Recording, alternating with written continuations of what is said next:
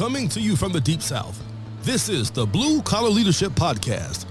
High-impact leadership is not reserved for leaders, and it has nothing to do with your position, title, or rank. However, it does have everything to do with your character. It's time to climb to the next level and beyond, personally and professionally. Now, let's start making it happen with your host, Max Story. Hello, everyone. Thank you for stopping by the Blue Collar Leadership Podcast today. I'm excited to be continuing my 11-part series on the 10 foundational elements of intentional transformation. And if this is your first episode, you may be wondering why there are 11 parts when there's 10 foundational elements. Well, part 1 was just an introduction. So today is actually part 5 of the series, but we're talking about the fourth level, the fourth element of transformation. And you may remember, if you haven't been listening, I highly encourage you to go back and start with the first episode, the introduction to this series. But to catch you back up, every time I start a new episode in this series, I'll kind of replay these layers, because you need to have a mental image of these layers, because each one builds on the other, and you have to sustain the layers below to build upon them with the next layers above. So we started out, I told you about thought is the foundation of choice. Then choice becomes the foundation for vision. And vision is the foundation of hope. And that's where we left off. We talked about vision becoming the foundation for hope. So what is hope the foundation of? Hope is actually the foundation of sacrifice. Starts with our thoughts. Those thoughts lead to choices. One of those choices is to create a vision for our life, or in one area of our life. And again, we can change that. These are principles. They apply to transformation. So whatever it is you want to transform within yourself or your life. So thought, choice, vision, those three things have to be in place.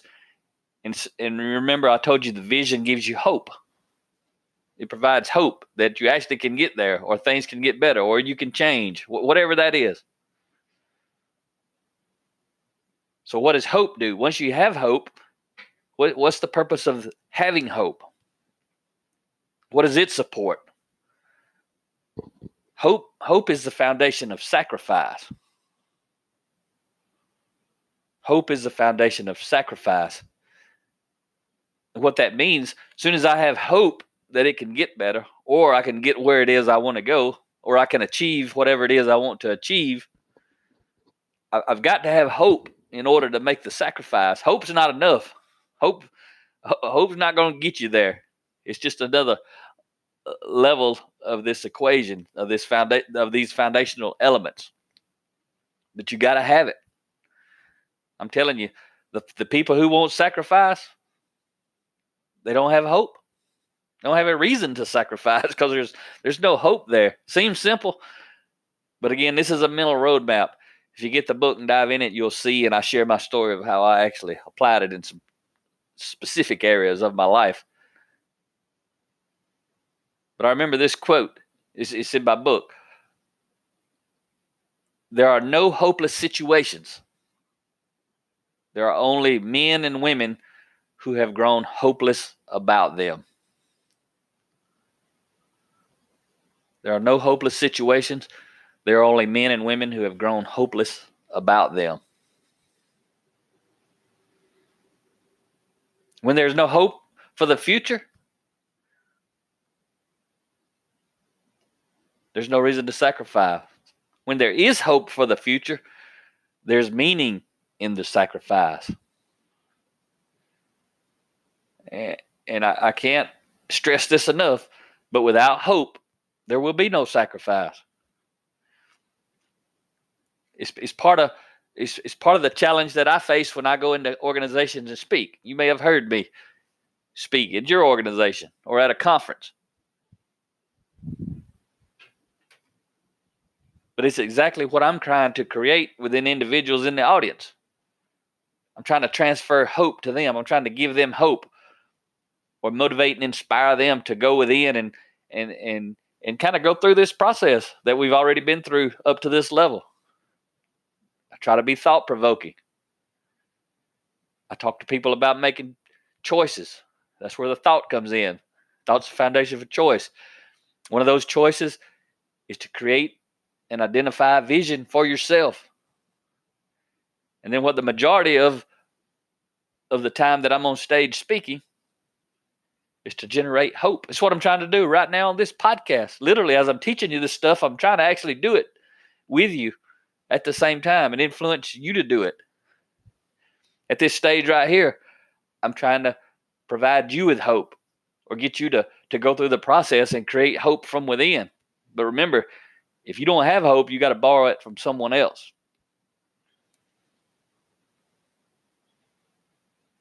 But hope is not a strategy, but hope is absolutely needed to develop a strategy.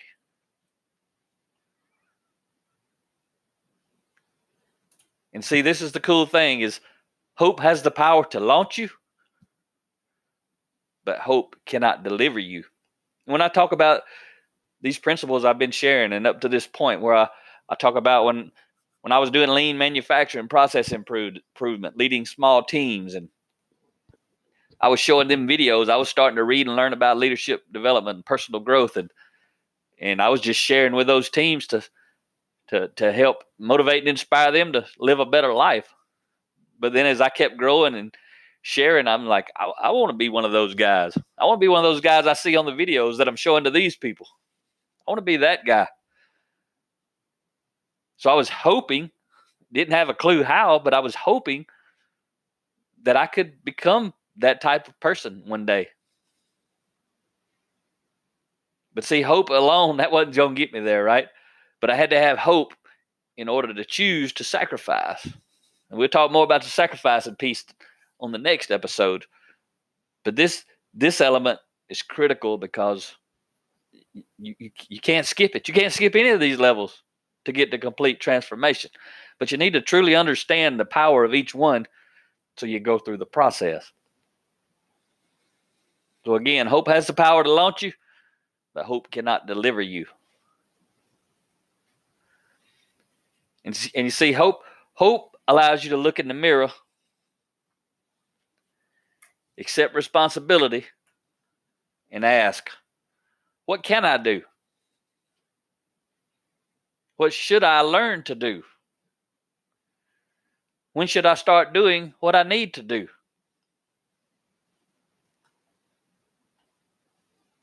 Seems kind of simple, but you're not going to ask those questions if you don't have hope. What can I do? That means I hope I can do something else. If I don't truly believe I can do something else, why am I worried about what can I do? What should I learn to do?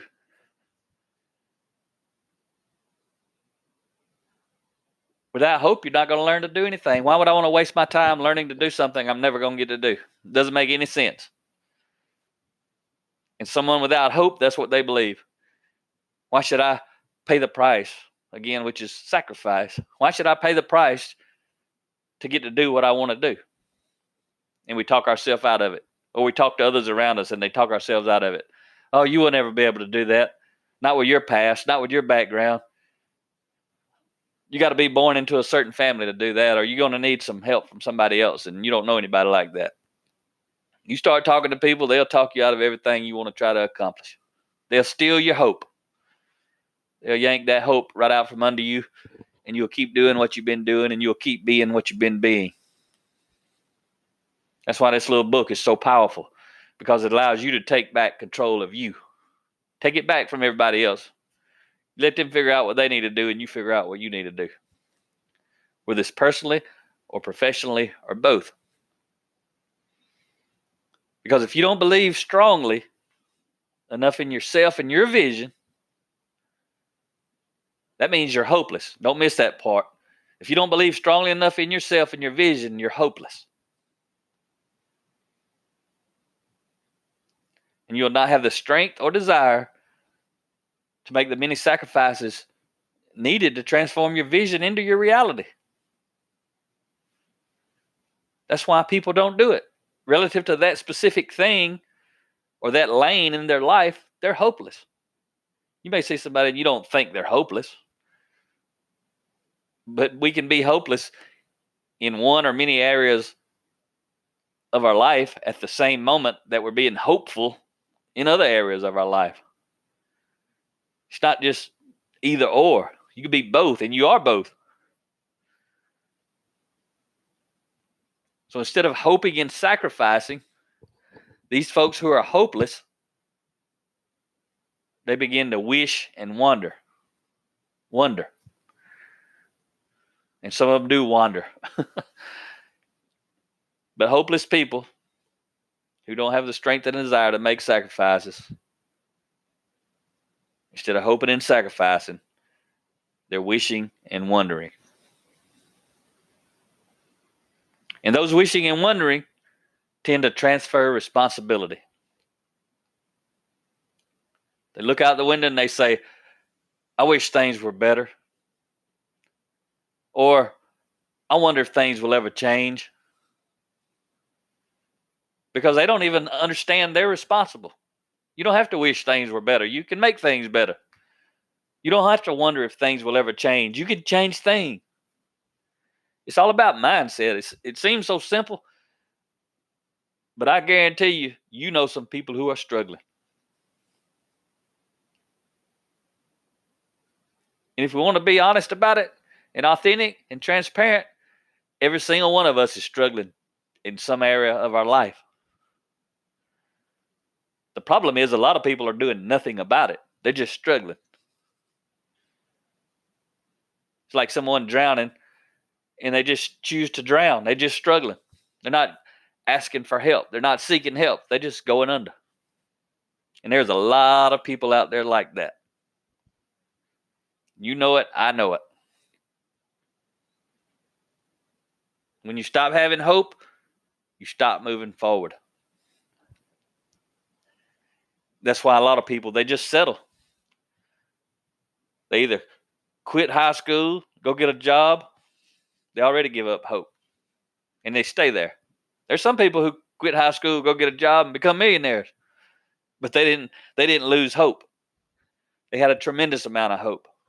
They actually, they've never read this book, most likely, but they've led themselves through the steps in this book. That's why this book can accelerate your journey. There are no shortcuts, but if you learn how to think intentionally, as I'm teaching you through this series and in this book, you can actually and absolutely travel at faster speeds. But hope is powerful, and it'll inspire you to make those tough choices. Robert Davies said this. He says, extraordinary people survive under the most terrible circumstances and then become extraordinary because of it. That's pretty powerful. A little quote there. When we talk about hope, I can't talk about hope without talking about my wife, Rhea. Her story is absolutely, first of all, it's unbelievable that she had to suffer so much horrible abuse by her father from age 12 to 19. Unbelievable. But she shares her story in 3 of her books. She talks about it. She's part of the Georgia task force on trafficking, and she speaks to victims who've been recently rescued from trafficking, all ages, teenage girls, young women, older women. It's a pretty bad thing, but she was extremely sexually abused by her father in the home, repeatedly, pretty much daily, and then also trafficked. He'd find people on the internet and take her out and let them do terrible things to her while he watched, and then he'd do terrible things to her while they watched. I mean, you really can't believe it. But she's got 3 books. So the reason I'm telling you this is if you're in a position or you know someone who really needs to borrow some hope from someone, you go check out Rhea's 3 books. They're loaded with hope. Her first book is Rhea's Story, From Ashes to Beauty. And she she kind of, that's her book where it was her first book where she first shared publicly about what happened to her. For many, many years, I met her in 2000 when it was happening. I helped her get out of it. I loaned her hope, and then I helped her get out of that situation. The day I found out that it was happening to her was the last day it happened to her.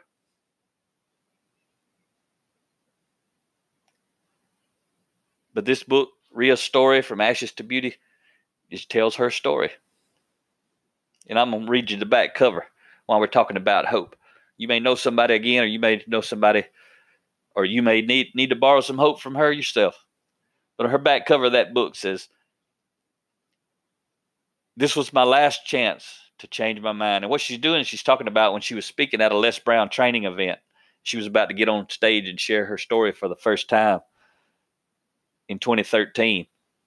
13 years later, after she had locked the door on her past and threw away the key, so to speak. And I didn't even know she was going to do it. She didn't even tell me she was going to do it. She says, this was my last chance to change my mind. More than anything, I just wanted it to be over. And again, she's talking about getting on the stage and telling a 1-minute speech about her story. For the first time, I was going to share my story publicly. She says, I nodded for my countdown timer. And then this is her 1-minute speech. She actually delivered it in about 47 seconds. She over-delivered. She got it done sooner than she had to. But what I'm about to read to you is how she started her journey of sharing her story. In order to do this, though, she had to have hope. She had to have hope that telling her story was going to help somebody else.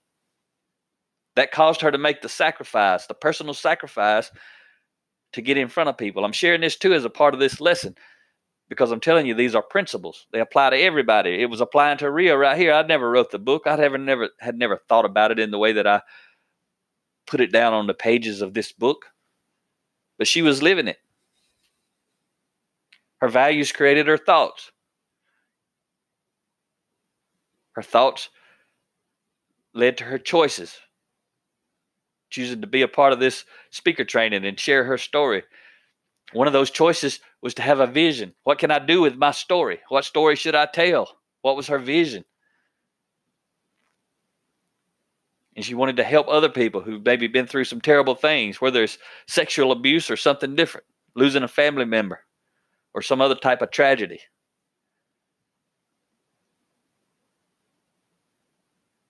That vision gave her hope that she could actually impact those folks.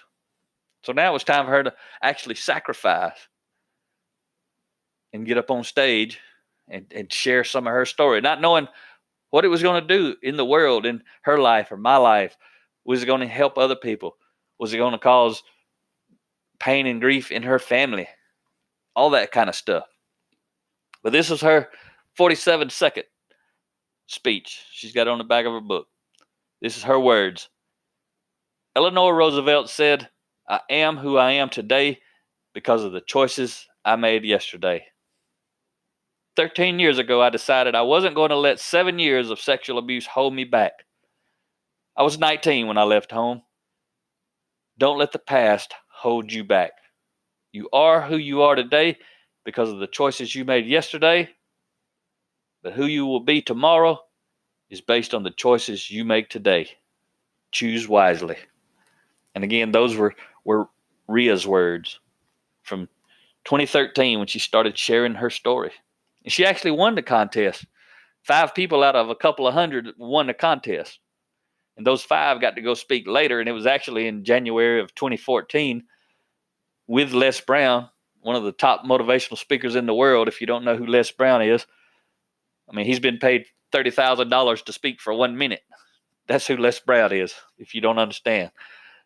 He's a top-notch guy all over the world. So Rhea received an invitation to go to one of his 2-day speaker events where he was training a bunch of people who wanted to be speakers. And she was one of the people who actually got to speak on stage to those speakers. And actually, I got to do it too. So it was pretty cool for me. I didn't win, but while I was there to support Rhea, Les invited me to to be a part of it as well. So I got to speak separate from Rhea. But her second book on her story, and again, I'm sharing these because all of Rhea's 3 books on her story are all about hope. But her second book is titled Beyond Bound and Broken. The subtitle is A Journey of Healing and Resilience. And she says, we all face adversity in life. The question is, how will you respond to it? Will you learn to be resilient? Will you learn to thrive or merely survive? And then her last book, Bridges Out of the Past, A Survivor's Lessons on Resilience. And she says there, it's not what happens to you in life, it's who you become because of it.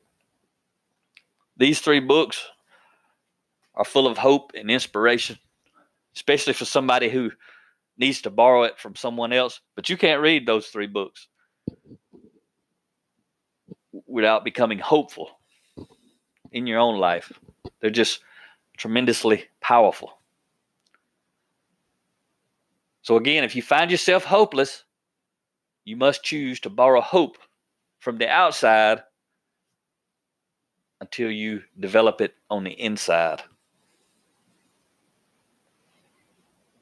I want to share with you too on that last book I mentioned of Rhea's, because there's a video. She did a 7-minute TEDx talk in Wilmington, Delaware.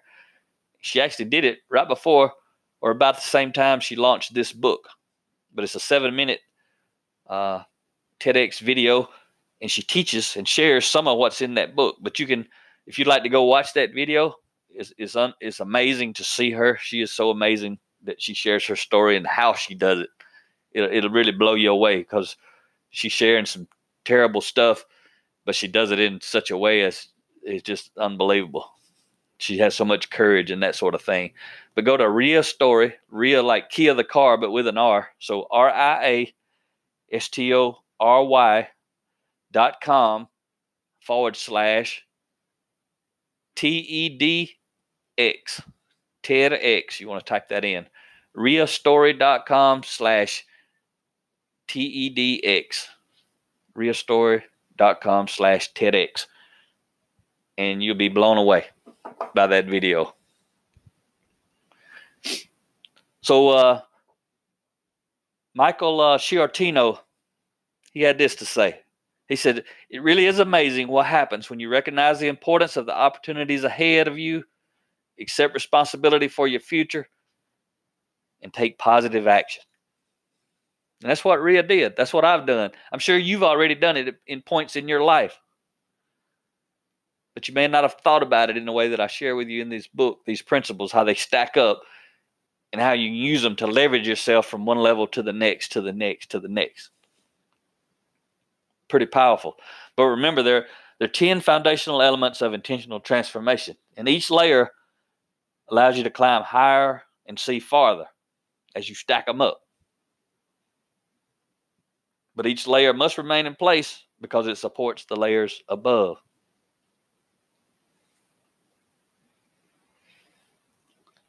So I want to share with you a couple of questions for you to think about when we talk about hope. There's a question you need to start asking yourself today. And it's a question I'll be asking myself regularly for the rest of my life. And it's about habit 2 of the 7 habits, beginning with the end in mind. What I learned in the book, The 7 Habits of Highly Effective People, written by Dr. Covey. But it's about taking the right action at the right time for the right reason. I'm going to wrap this episode up talking about these questions. Well, since I first heard the question, I've never stopped asking it. Literally. Answering it and acting on it. And also, I haven't stopped sharing it with others, as I'm about to do here with you, and also do it in the book. It's powerful. It's a guiding force behind my transformation. And this question has allowed me to move from wishing and wondering to being and doing. It has shaped and continues to shape my life. It always will. Because once you learn a principle, you learn how to leverage it, you learn how to use it, you don't stop. So every one of us is in some place. However, most of us want to be in a different place. And again, this could be relative to only specific areas of your life. Or it could be your entire life. Most of us are uncertain about what to do to move from where we are to where we want to be. And the question I'm going to share assumes you know where you're going. Remember, that was a previous level when we talked about vision, the foundational element of vision becoming the foundation of hope. So I'm assuming we passed that. You know where you're going. If you don't know, you need to nail down the answers to two different sets of questions first, and I'll tell you what they are. But they'll help you continue to define and refine your vision.